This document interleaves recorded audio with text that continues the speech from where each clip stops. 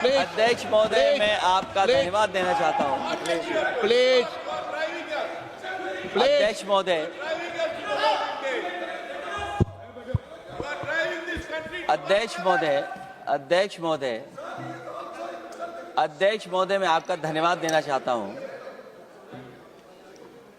आज मुझे एक बहुत महत्वपूर्ण समय पे मुझे बोलने का मौका मिल रहा है।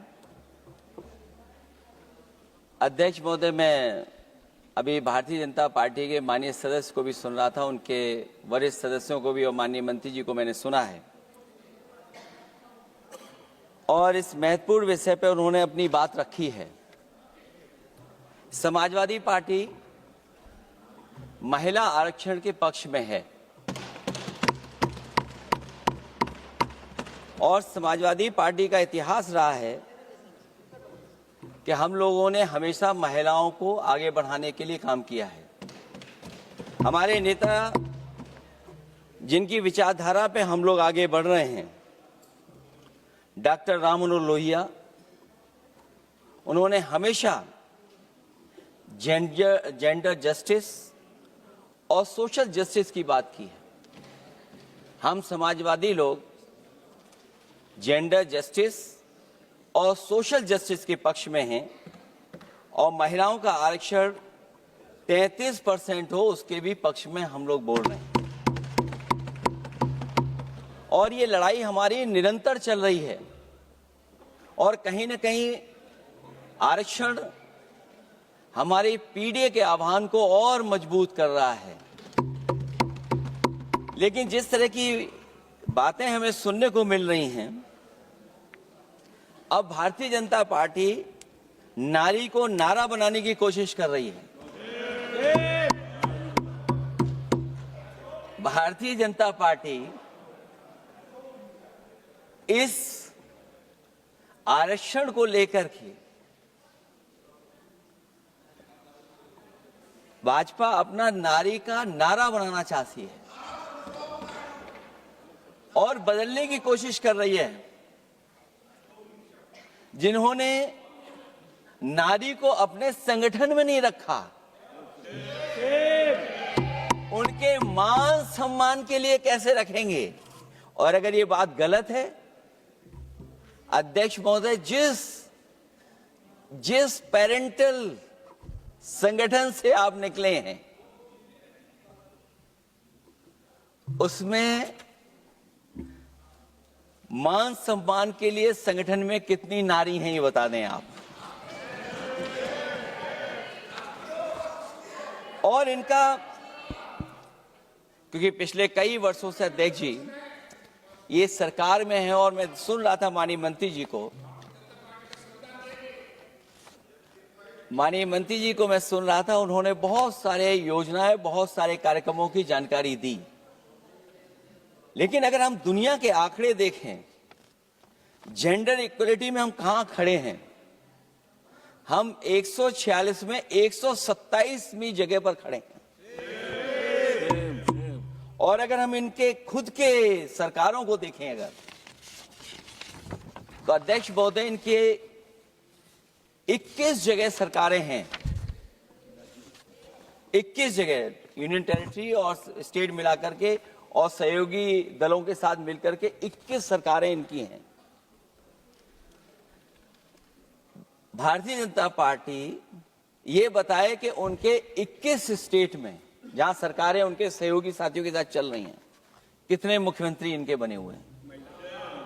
कितनी महिला मुख्यमंत्री बनी हुई इनकी? जीरो। और जो दिल्ली की बनी हुई हैं, हालांकि वो हाफ चीफ मिनिस्टर हैं और वो भी महिला होने के नाते केवल हाफ चीफ मिनिस्टर हैं। नहीं, अधिकार कहां है? एक चीफ मिनिस्टर के जो अधिकार होते हैं, एक स्टेट के जो अधिकार होते हैं, क्या आपके दिल्ली की मुख्यमंत्री के पास वो अधिकार है? और फिर जो अभी तक जो सबसे बड़ी पार्टी है, जो सबसे बड़ी पार्टी अपने आप को कहते हैं, पूरे देश में जितने भी इनके विधायक चुने गए हैं, आप बताओ आपकी संख्या क्या है? 10% से ऊपर नहीं जा पा रहे हैं आप? क्या 10% से ऊपर हैं आप? और फिर लोकसभा की गिनती में अगर हम देखें तो लोकसभा की गिनती में कितने संख्या में आप हैं? इसलिए अध्यक्ष महोदय, जहां हम ये कहते हैं कि हम महिला आरक्षण के पक्ष में हैं, वहीं कुछ सवाल हमारे भी आपके लिए हैं। मैं उससे पहले याद दिलाना चाहता हूं कि कई बार लोग ये कहते हैं कि समाजवादी पार्टी विरोध करती है। अगर हम अपनी बात कहना चाहें तो डॉक्टर राममनोहर लोहिया, जिनकी विचारधारा पर हमारी समाजवादी पार्टी का आधार है, उनके द्वारा हमेशा महिलाओं को पुरुषों के बराबर की हिस्सेदारी हर क्षेत्र में देने की बात कही गई। और मैं उनको कोट करना चाहता हूं कि संस्कार का आरंभ महिला से होता है। यदि महिला जागृत है तो पूरा समाज जागृत हो जाता है। ये लोहिया ने हमारे जिस विचारधारा पे हम लोग चल रहे हैं वो हम आपको बताना चाहते हैं। जब तक महिलाएं राजनीति में नहीं आएंगी, सामाजिक क्रांति अधूरी रहेगी। लोहिया जी ने निरंतर महिलाओं की राजनीति में महत्वपूर्ण भूमिका पर बल दिया है और समाज में वास्तविक परिवर्तन उनके योगदान से ही आ पाएगा। इसलिए मैं याद दिलाना चाहता हूं अध्यक्ष महोदय, उत्तर प्रदेश में पंचायत में सबसे पहले आरक्षण महिलाओं के लिए लागू करने का काम समाजवादी पार्टी ने किया। तो जहां महिलाओं के पक्ष में है उनके आरक्षण के, वहीं हमारा सवाल यह भी है कि जल्दीबाजी क्यों है? आखिरकार महिला आरक्षण के नाम पर जल्दीबाजी क्यों है भाजपा के अंदर? सच तो यह है कि भाजपा जनगणना को टालना चाहती है, और जनगणना को टालने का मतलब है कि जाति जनगणना को टालना चाहते हैं। और जाति जनगणना इसलिए टालना चाहते हैं क्योंकि वो आरक्षण का सवाल उठेगा। जो भाजपा, उनके संगी साथी कभी भी देना नहीं चाहते हैं आरक्षण। भाजपा को यह भी अच्छी तरह याद है कि पीडीए में ए का मतलब आधी आबादी है, मतलब महिलाएं भी पूरी की पूरी उसमें गिनती में आती। एक बड़ा चुनावी सच ये भी है कि भाजपा की चुनावी घपलेबाजी अब पूरी तरह से भंडाफोड़ हो गई है। जो एसआईआर आप लेकर के आए थे अध्यक्ष महोदय, उत्तर प्रदेश में हम लोगों ने बड़े करीब से देखा एसआईआर। वो कहने को तो एसआईआर था, लेकिन सच्चाई में वो एनआरसी का रूप था। और एसआईआर के मामले में जिस तरीके से वोट काटने का काम शुरू हुआ, मैं बधाई देना चाहता हूं अपने पीडीए प्रहारी और संगठन के लोगों को जिन्होंने वोट बचा लिया। जब पहली गिनती में हम लोग बचाने में कामयाब हो गए तो अध्यक्ष महोदय, भारतीय जनता पार्टी फॉर्म 7 को लेकर के आई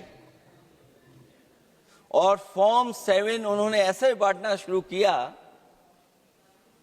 उस घपले को भी हम लोगों ने पकड़ लिया। और जब उस घपले को पकड़ा तो पता लगा फॉर्म 7 बंद हो गया उत्तर प्रदेश में। फॉर्म 7 से कोई वोट काटा नहीं गया।